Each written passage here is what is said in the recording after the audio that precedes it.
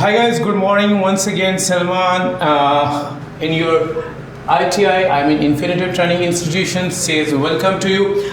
Let me tell you about this lecture. This is the part of lecture number 7. As I explained you 7 formulas of English in lecture number 7. You already checked out about the 5 formulas, and today I'm going to tell you the 6th formula and the 7th formula of this lecture. So let me explain you the 6th formula, and that is this formula is for passive sentences. How you determine, how you will know that this is passive or active sentences. So let me start the formula. If there comes is, am, are, was, were, will be और shall be, अगर आपके subject के बाद is, am, are, was, were, will be या shall be आए, okay, this is the first part. Like the formula is still not completed. या आपके उसके आगे आए has been, have been,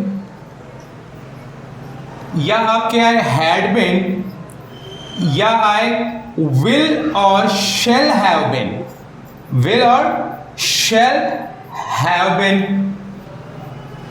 What actually I am going to explain you, if you just after your subject, if you use is, am, are, was, were, will be, shall be, has been, have been, had been, will have been or shall have been, then you will have to put the third form with that kind of sentences, and it will be called your passive sentences. Let me explain you. When I finish this lecture and if I say I am done, okay guys, I am done, मैंने क्या कहा I am done, क्योंकि I के साथ I am आएगा तो I am done. अब I am done और because I have put the third form over here, so the sentence will be passive. अगर कोई कहता है कि जी he is done या she is done, तो वो भी होगा. अगर आपको याद हो तो मैंने आपको फार्मूले में बताया था कि is, am, are के बाद ing फॉर्म आता है. वो जरूर आता है, वो कंटिन्यूस टेंसेस में आता है और वो एक्टिव में आता है. लेकिन अगर is, am, are, was, were, will be, shall be के बाद थर्ड फॉर्म आए तो ये आपका क्या होगा, सेंस जो है वो पैसिव का होगा. पैसिव को हमने डिस्कस कर चुके हैं कि how we talk in passive, वो हमारा चौथा या 5वां लेक्चर था. लेकिन ये भी अभी भी फॉर्मूला कंप्लीट नहीं है. यहां पे आप देखिए कि अगर कभी जैसे ये है is, am, are और was, were, अगर कभी is बीइंग हो, am बीइंग हो, are बीइंग हो, was बीइंग हो, were बीइंग हो, ठीक है, तो भी उसके बाद थर्ड फॉर्म आएगी. ये सेंटेंस क्या है, जैसे कि कहते हैं कि जी आई एम बीइंग वॉच्ड, मुझे देखा जा रहा है. So I am, he is being watched, इसे देखा जा रहा है. कभी मैंने पैसे में कहा था कि कभी आप किसी जगह पे जाते हैं तो आपको नीचे लिखा होता है you are being watched, you are being watched, आपको देखा जा रहा है. वो कंटिन्यूस सेंसेस होते हैं. अब ये फार्मूला जो है एक्चुअली ये देखें, इज, एम, आर ये प्रेजेंट का सिंपल टेंस है पैसिव में, ये पास्ट का सिंपल टेंस है, यानी एक टेंस ये हो गया, एक ये हो गया. विल बी और शैल बी ये कंटिन्यूस टेंस है, 3 टेंसेस ये हो गए. यहां पे 3 टेंसेस हैं. कौन कौन से, प्रेजेंट परफेक्ट का टेंस है, उसके बाद पास्ट परफेक्ट का है, फ्यूचर परफेक्ट का है और ये भी पैसिव के है. और 2 ये है, ये प्रेजेंट का कंटिन्यूस टेंस है जहां बीइंग लिखा हुआ है, और यहां पे ये पास्ट का कंटिन्यूस टेंस है. सो इट इज ऑलमोस्ट, आप कह सकते हैं कि ये सारे के सारे 8 टेंसेस ऑफ पैसिव भी हैं. सो आपके सारे के सारे 8 टेंसेस जो हैं पैसिव में कंप्लीट हो जाते हैं, जो यहां से होते हैं. So this is what about, this is the passive sentences. अब आप वहां जाते हैं इन्फिनिटिव के बारे में.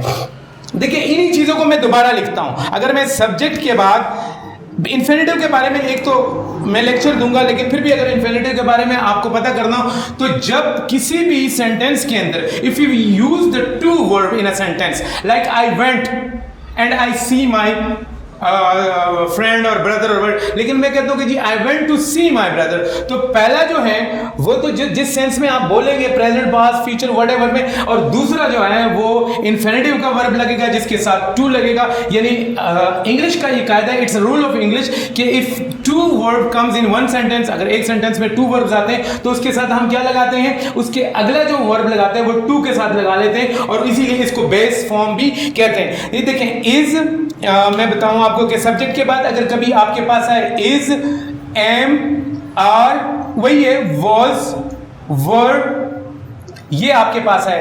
हैज, इसमें विल और शेल नहीं होगा। हैज, हैव, हैड या विल और शेल हैव अगर कभी आए और आपको एक ही, जैसे मैं कहता हूं जी I have to go, I have to talk to you, I have to meet to you, तो इसके बाद is to, am to, are to, was to, were to, has to, have to, will have to, I will have to talk to you, I shall have to talk to you, she will have to talk to you वगैरह। इसके बाद भी to लगे तो sense जो है, formula जो है वो इन्फिनेटिव का बनेगा।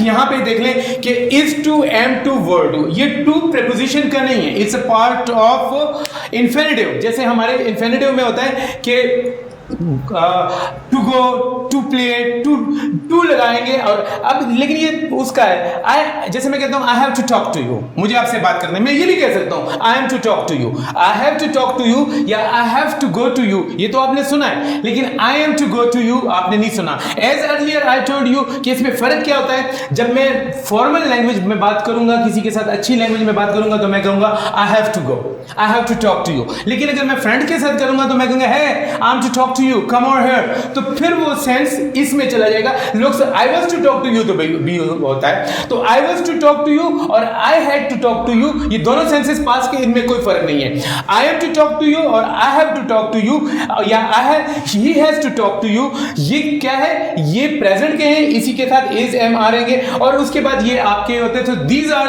All over about the formulas.